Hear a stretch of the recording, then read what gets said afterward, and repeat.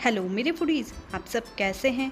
जैसा कि मैंने पिछली रेसिपी में आपको चूरमा बनाना सिखाया था, तो आज मैं अपनी रेसिपी को कंप्लीट करती हूँ दाल बाटी के साथ। So let's get started. Subscribe कीजिए फूडी मी चैनल को और लेटेस्ट वीडियो और अपडेट देखने के लिए घंटी बटन को भी दबाना ना भूलें। अब मैं दाल बाटी की दाल बनाने जा रही हूँ। दाल बाटी की दाल है वो मूंग की छिलके वाली दाल और चने की दाल मिक्स होकर बनती है, लेकिन बहुत से लोग हैं जो इसके अंदर तुअर की दाल और जो भी दाल उन्हें पसंद होती है वो ऐड करके बना लेते हैं जी। लेकिन जो ऑथेंटिक राजस्थानी दाल बाटी की दाल है वो मूंग की छिलके वाली दाल और चने की दाल मिक्स होकर ही बनती है। तो मैंने 1 कप मूंग की छिलके वाली दाल और 1/4 कप चने की दाल ले लिया। अब मैं इसको पानी के अंदर भिगो दूंगी। आप 2-3 बार पानी से दाल को अच्छे से धुल लें, फिर आप इसे लगभग 1 घंटे तक भीगने के लिए रख दें। 1 घंटे दाल भीगने से हमें 2 फायदे होते हैं। एक तो दाल है वो जल्दी से बन जाती है गैस पर, और दूसरा गैस का कंजप्शन भी कम होता है। तो आप भी हमेशा जब भी दाल बनाएं तो उसे पानी में भिगो कर ही बनाएं। जैसा कि आप देख पा रहे हैं जो दाल है वो भीग कर तैयार हो चुकी है, लगभग हमें 1 घंटा भी हो चुका। अब मैं दाल को, वैसे तो लोग चाहें तो कुकर में भी बना सकते हैं, लेकिन जो राजस्थानी जो दाल बनती है पारंपरिक तरीके से वो हमेशा कढ़ाई में, या पुरानी वहाँ पे बहुत पुराने टाइम में देगची होती थी, उसमें भी राजस्थानी दाल बहुत अच्छी तरीके से गैस पे पकाई जाती थी। अब मैं इस दाल को इस कढ़ाई के अंदर डाल दूंगी। बिल्कुल इसी तरह से आप भी दाल को कढ़ाई के अंदर डाल दीजिए। जैसे कि आप देख सकते हैं मैंने दाल को कढ़ाई के अंदर डाल दिया है। अगर आपके पास पानी जो दाल के अंदर हमने भिगोया था उसकी मात्रा कम हो तो आप ऊपर से भी थोड़ा पानी ऐड कर दीजिए, जैसे कि मैंने कर दिया है। इसके अलावा अब मैं दाल के अंदर हल्दी और नमक डालूंगी। दाल को हल्दी और नमक डाल के अच्छे से मैं कढ़ाई के अंदर पकने दूंगी। बिल्कुल इसी तरह से आप भी दाल को हल्दी और नमक डालकर अच्छे से पकने दीजिए। ये मैं 1 स्पून है वो नमक भी ऐड कर दिया है। अब मैं इसको अच्छे से मिक्स कर दूंगी और इसके ऊपर ढक्कन लगा दूंगी। ढक्कन लगाने से एक तो दाल है वो जल्दी से पकेगी, और अगर आप चाहें तो इस दाल को कुकर के अंदर भी बना सकते हैं। कुकर में बनाते वक्त इस दाल की आप लगभग 2 सीटी ले लीजिए। 2 सीटी में दाल बिल्कुल बनकर तैयार हो जाएगी, क्योंकि ये दाल है हमने पहले से भिगो कर रखी थी। अब मैं इसको अच्छी तरह से गैस पर बॉईल होने दूंगी। के ऊपर ढक्कन लगा दूंगी, जिससे हमारी दाल है वो जल्दी से पककर तैयार हो जाएगी। आप बीच बीच में ढक्कन को हटाकर दाल को भी चेक करते रहिए। देखिए इस तरह से आप भी दाल को अच्छे से गैस पर कढ़ाई के अंदर पकने दीजिए, और बीच बीच में आप इसको चलाते रहिए। ये जैसे कि आप देख सकते हैं हमारी जो दाल है वो लगभग अच्छे से सीज गई है। आप इसको ऐसे चेक कर सकते हैं, अंगूरी की सहायता से आप इसको चम्मच में लेके देख सकते हैं। देखिए बिल्कुल अच्छे से उबलकर तैयार हो चुकी है। इसमें आप चने की दाल को भी इसी तरह से चेक कर सकते हैं, जैसे कि मैं आपको बताती हूँ। देखिए चने की दाल है, इसको भी आप बिल्कुल इसी तरह से चेक कर सकते हैं। देखिए बिल्कुल सीज कर अच्छे से बॉईल होकर तैयार हो चुकी है। जैसा कि आप देख पा रहे हैं हमारी दाल है वो बिल्कुल बनकर लगभग तैयार हो चुकी है। अब मैं इसको मथनी की सहायता से अच्छे से मथ लूँगी। जैसा कि आप देख सकते हैं मैंने एक मथनी को ले लिया है। अब मैं इसको अच्छे से की सहायता से इसको बिल्कुल अच्छे से मथ लूँगी। फिर हम इस दाल को अच्छे से कढ़ाई के अंदर फ्राई करेंगे। मथनी से मतने से दाल है वो बिल्कुल एक समान हो जाती है, इसलिए मैंने भी इस दाल को अच्छे से मथनी की सहायता से मिक्स कर दिया है, और हमारी जो दाल है वो बिल्कुल एक समान हो चुकी है। मैं दाल के अंदर तड़का दूंगी। तड़के के लिए मैं घी का यूज़ करूँगी। घी से जो तड़के के अंदर फ्लेवर आता है वो बहुत अधिक अच्छा लगता है। भीना भीना सा घी का जो फ्लेवर आता है उससे दाल फ्राई होने का मज़ा ही अलग हो जाता है। मैं लगभग 4 टेबल स्पून इसके अंदर घी ऐड करूँगी, जैसे कि आप देख पा रहे हैं। मैंने 4 टेबल स्पून घी डाल दिया है। अब मैं इसके अंदर जैसे ही हमारा घी अच्छे से बॉयल गर्म हो जाता है, मैं इसके अंदर जीरा ऐड करूँगी। ये मैं जीरा इसके अंदर डाल रही हूँ। जैसा कि आप देख पा रहे हैं, हमारा जो तड़का है वो आकर तैयार हो चुका है। अब मैं इसके अंदर हींग पाउडर भी ऐड कर दूंगी। आप भी इसके अंदर हींग ज़रूर ऐड कर दीजिए, क्योंकि हींग का बहुत अच्छा टेस्ट है वो दाल के अंदर आता है। अब मैं इसके अंदर तेज पत्ता डाल दूंगी। आप भी बिल्कुल इसी तरह से तेज पत्ते को डाल दीजिए। अब मैं इसके अंदर जो मैंने बारीक हरी मिर्च और अदरक काट रखी है उसको भी मैं इसके अंदर ऐड कर दूंगी। आप भी बिल्कुल इसी तरह से हरी मिर्च और अदरक को भी इसके अंदर ऐड कर दीजिए। जो लोग लहसुन और प्याज खाते हैं वो भी आप इसके अंदर ऐड कर सकते हैं।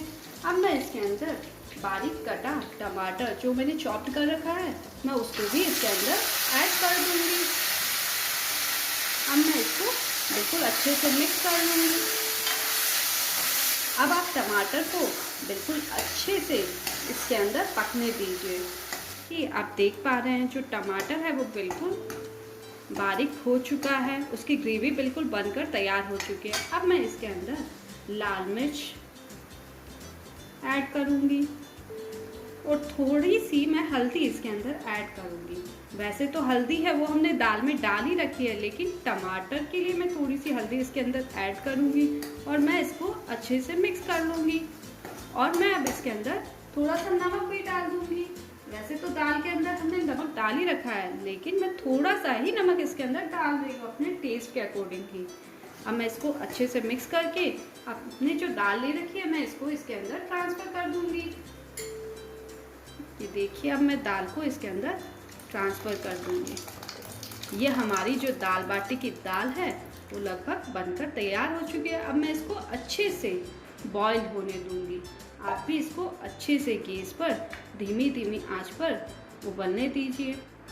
जैसे कि मेरी दाल में अच्छे से बॉईल आ चुका है, अब मैं इसके अंदर आधा चम्मच गरम मसाला भी ऐड कर दूंगी, क्योंकि दाल बाटी की जो दाल है वो स्पाइसी ही अच्छी लगती है। अब मैं इसको अंदर जो हमने कस्तूरी मेथी है वो भी ऐड कर दूंगी। कस्तूरी मेथी का जो फ्लेवर है दाल के अंदर वो बहुत ही अधिक अच्छा आता है। आप भी इसी तरह इसके अंदर कस्तूरी मेथी को क्रश करके ऐड कर दीजिए। आप भी दाल बाटी की जो दाल है उसको बिल्कुल इसी तरह बनाएं। ये खाने के अंदर बहुत ज़्यादा टेस्टी लगेगी। अब हम दाल बाटी की जो बाटी है उसे तैयार करेंगे।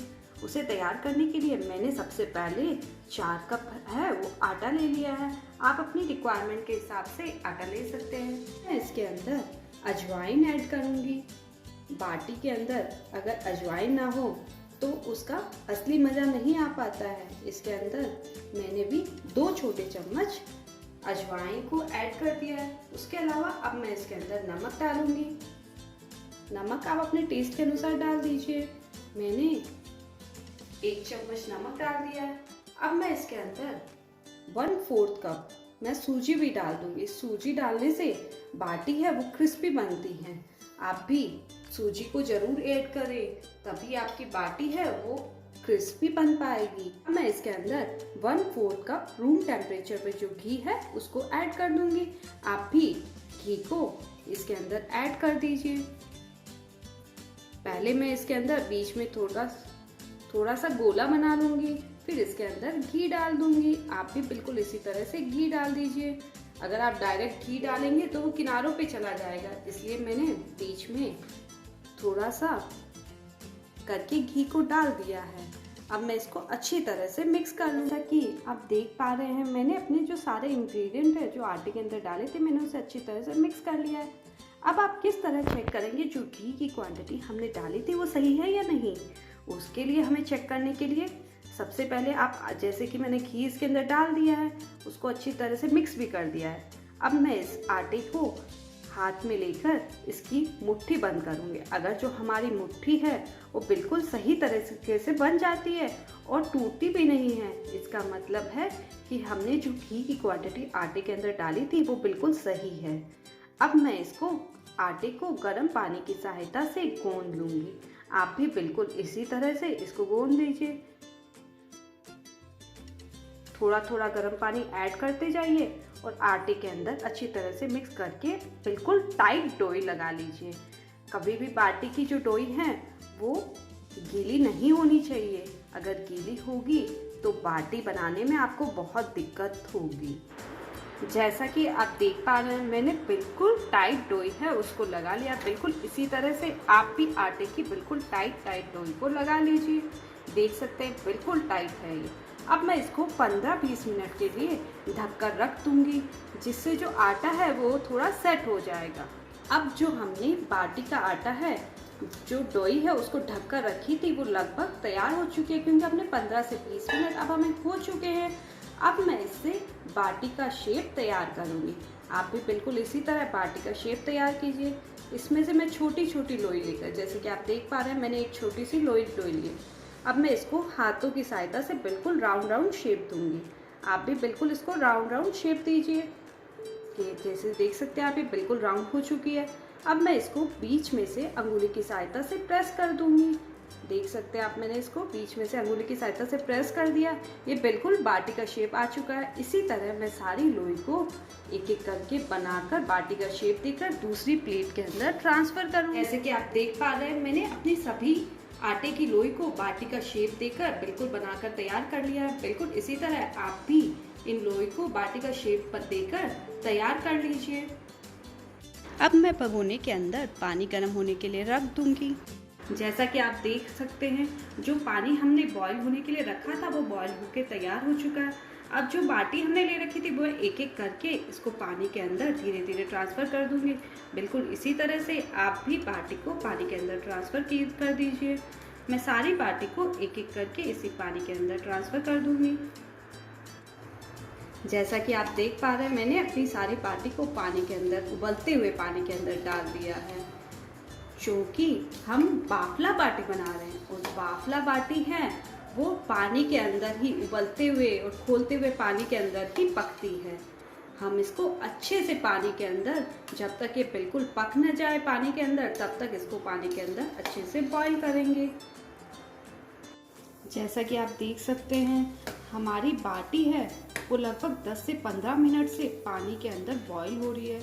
अब वो लगभग बनकर तैयार हो चुकी है। ये हम कैसे चेक करेंगे कि वो बनकर तैयार हो चुकी है या नहीं? उसे चेक करने के दो रास्ते हैं।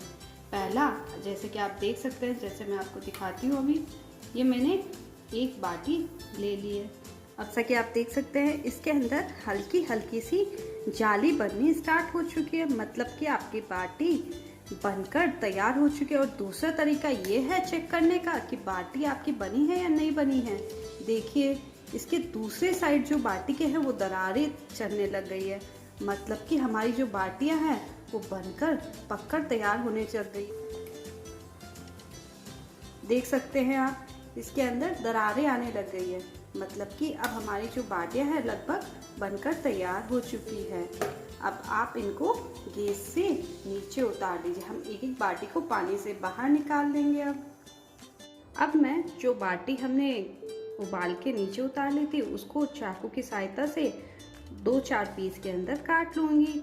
अगर आपको छोटे छोटे पीस पसंद है, जैसे कि मुझे पसंद है, तो मैंने इनको बाटी को 4 पीसेस के अंदर काट लिया। जैसे आप देख सकते हैं, 2 ये और 2 ये।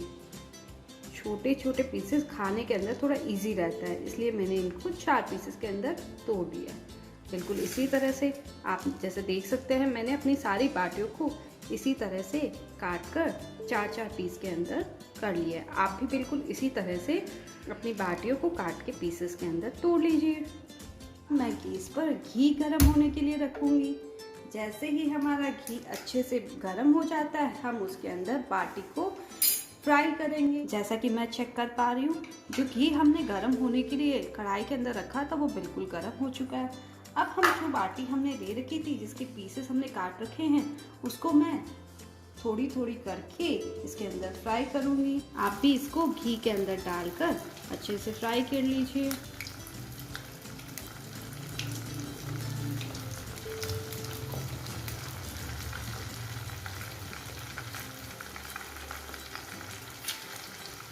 जैसे कि आप देख सकते हैं मैंने बाटी के पीसेस को डाल दिया। अब मैं इसको चम्मच की सहायता से धीरे धीरे चला दूँगी। बिल्कुल इसी तरह से आप भी इसको चला दीजिए। जैसा कि आप देख सकते हैं मैं बाटी को बिल्कुल गोल्डन ब्राउन होने तक मैं इनको फ्राई करूँगी। आप भी बिल्कुल बाटी को गोल्डन ब्राउन होने तक फ्राई कर लीजिए। जैसे ही ये गोल्डन ब्राउन हो जाएगी और बिल्कुल अच्छे से घी के अंदर डीप फ्राई हो जाएगी, हम इसको कढ़ाई से बाहर निकाल लेंगे। जैसा कि आप देख सकते हैं हमारी बाटी है वो बिल्कुल गोल्डन ब्राउन होकर तक बिल्कुल अच्छे से सिक चुकी है। अब ये बनकर तैयार हो चुकी है। अब आप इसको गर्मा गर्म दाल के साथ सर्व कीजिए। अब मैं सारी बाटियों को इसी तरह प्लेट के अंदर ट्रांसफ़र कर लूँगी। आप भी इसी तरह दाल बाटी की रेसिपी को ज़रूर बनाएं और अगर आपको चूरमे की रेसिपी भी चाहिए तो मेरा डिस्क्रिप्शन बॉक्स चेक करना ना भूलें। अगर आपको मेरी रेसिपी पसंद आती है तो इसे लाइक कीजिए, शेयर कीजिए और मेरे चैनल को सब्सक्राइब कीजिए। Thank you.